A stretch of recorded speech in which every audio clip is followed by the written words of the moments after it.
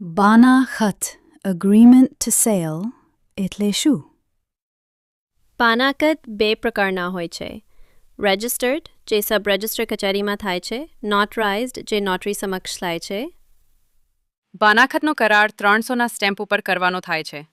બાનાખતમાં મિલકતની વેચાણ કિંમત તથા બાના ટોકનમાં ચૂકવેલ રકમ તથા વેચાણ અવેજની પૂરેપૂરી રકમ ચૂકવવાની મુદ્દત તથા અન્ય શરતોનો સમાવેશ થાય છે. ગુજરાતમાં વેચનારને બાનાખત કરવા માટે કોઈ નિશ્ચિત લઘુત્તમ ચૂકવણીની જરૂર નથી. આ રકમ ખરીદનાર અને વેચનાર વચ્ચે વાટાઘાટો કરી શકાય છે અને તે પરસ્પર સંમતિથી નક્કી કરેલી કોઈ પણ રકમ હોઈ શકે છે, ભલે તે ટોકન રકમ જેટલી ઓછી હોય કે સમગ્ર વેચાણ કિંમત જેટલી ઊંચી હોય. કાનૂની જરૂરિયાત ન હોવા છતાં કેટલાક વ્યાવસાયિકો ટોકન રકમના લગભગ 10% પ્રાપ્ત કર્યા પછી બાનાખત પ્રક્રિયા શરૂ કરવાનું સૂચન કરે છે.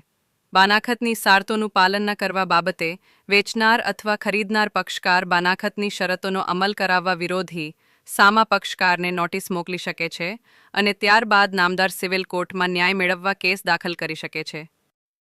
બાનાખત દ્વારા ખરીદનાર પક્ષકારને બાનાખતવાળી મિલકત અંગે કોઈ માલિકી હક મળતો નથી. બાનાખતવાળી મિલકતમાં માલિકી હક યોગ્ય દસ્તાવેજ થાય અને તેનું રજિસ્ટ્રેશન થાય ત્યાર પછી તબદીલ થાય છે.